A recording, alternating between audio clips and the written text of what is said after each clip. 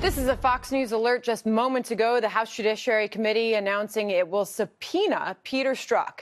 That's the FBI agent removed from the Russia probe after the discovery of those anti-Trump texts he exchanged with FBI lawyer Lisa Page, who was also his lover.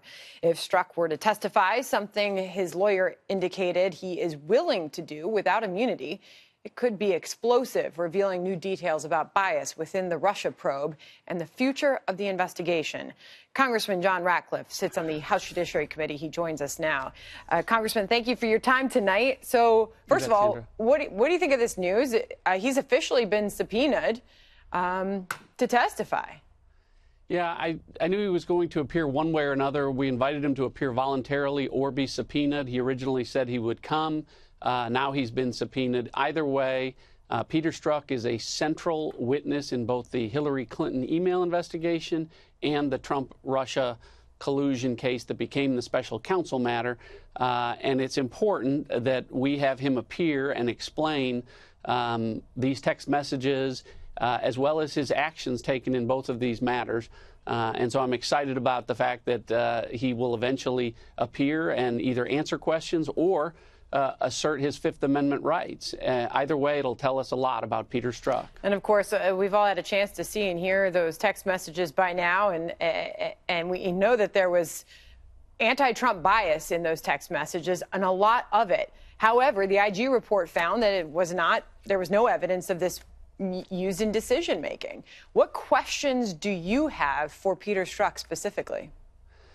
Well, I think that the Inspector General equivocated a little bit from the written word or his written report in his testimony today. He clearly acknowledged that Peter Strzok had an astonishing level of bias, as did Lisa Page and teams full of agents and lawyers involved in these matters.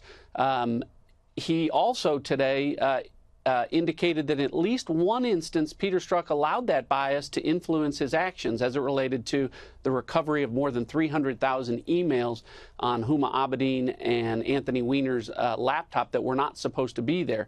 So I thought the Inspector General opened the door today to the expansion of the idea that bias really did impact both of these very important investigations. So, you know, we all want the opportunity to get to the truth.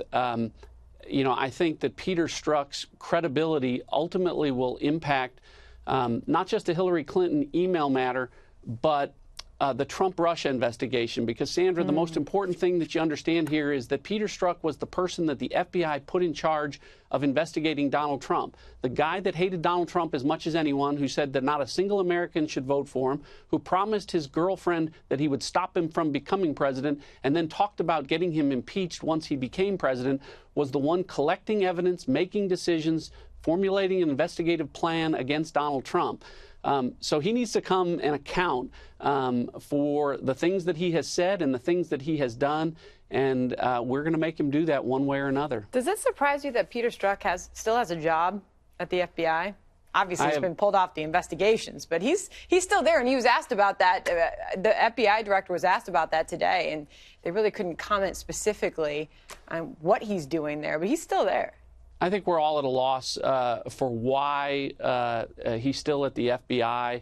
The best way that Chris Wray can defend the 13,000 agents, many of whom are good, brave men and women who go to work every day to keep our country safe, protect us from terrorist threats, is to hold accountable the really bad actors. And at this point in time, there's no question about Peter Strzok, the astonishing level of animus, bias, and hatred really cannot be ever justified or explained. And that bias was not just towards the president and his administration. It was towards Trump supporters as well, as revealed in those text messages. Congressman Ratcliffe, thank you for coming on the program tonight.